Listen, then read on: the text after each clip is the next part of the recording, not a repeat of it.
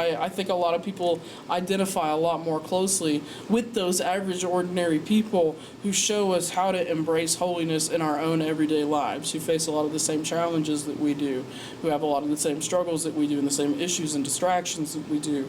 So I'm super excited to use a lot of those things that are labeled as just distractions, technology and things of that nature, to be a tool of evangelization, to use that as a weapon for good, to use that and those skills to highlight those everyday, ordinary people in our diocese and our lives that we see at all these events, working diligently behind the scenes to make all these things happen in the first place. So I'm super excited to get to highlight those stories and share more of that and evangelize the kingdom by highlighting those everyday stories. Mm-hmm. And the church is also emphasizing digital missionaries nowadays. And so for me, what really connected with putting Planted Cross together was the fact that we are a mission diocese. We are in a place that's not super Catholic. We are evangelizing for the Catholic Church, not just Christianity, but the Catholic Church specifically. And the Jubilee for the digital missionaries just happened a couple months ago, and Pope Leo specifically talked to them and was telling them that the content that you make is not just about generating content, it's about creating a connection of hearts. And that's really what we're trying to do here. And so I knew that this was going to be a very mission-driven endeavor. And that we're going to be digital missionaries through the videos, and we're also going to have some written articles on our website, because not everyone wants to be on camera. And so we'll have lots of great stories on there as well.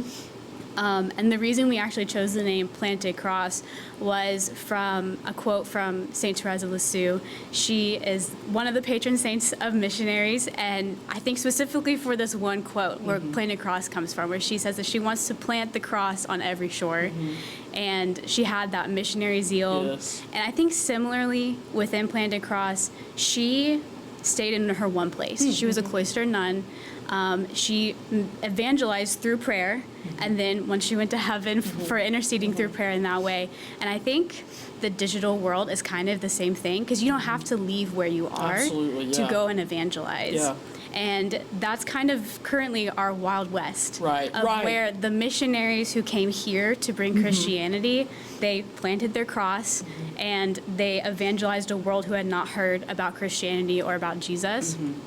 And we are now living in that same land. That's the land itself has spread Christianity. Like, you can find it all over the world now, essentially. But now, like, the new frontier, the new shore is the digital world, where people are now all over the world in one place. And that's really a place where we can claim for Christ and be digital missionaries in that way. And then also bringing it to our own hearts, because it's like we might be around it, we might have grown up with it, but are we actually like planting the cross in our hearts and letting it completely change our lives? And so that's kind of how we came up with that name as well. It was very meant to be, like you were saying, because of all the names that we had considered and thought of, that was the first one that came to my mind because of St. Therese, and that quote stuck out to me from Story of a Soul.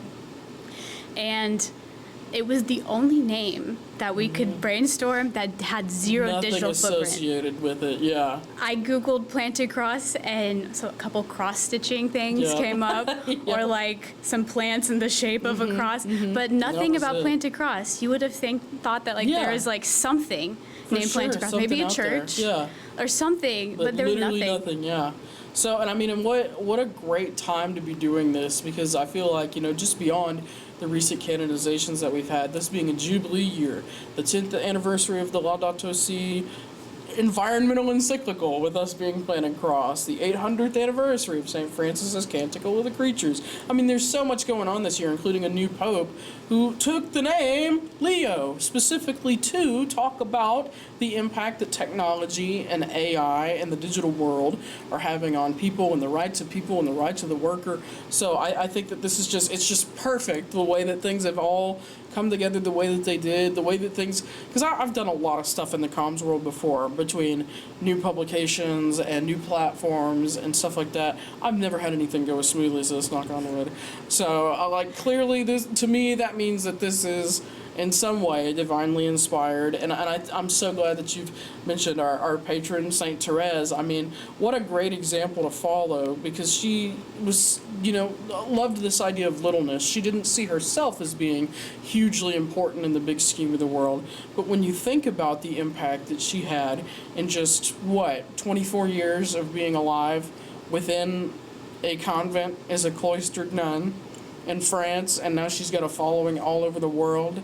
And as we record this, we're a couple of weeks away from her relics coming to our diocese.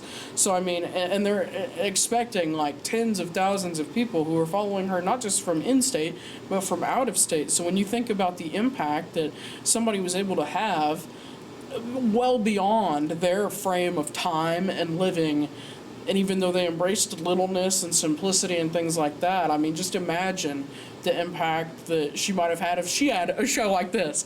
So that's why I'm super excited to think, we now have those tools at our disposal and so many examples to follow on what good evangelization and holistic evangelization and selfless evangelization looks like. But now we've got the microphones and the cameras and the lights and the equipment to get other people to hear about it.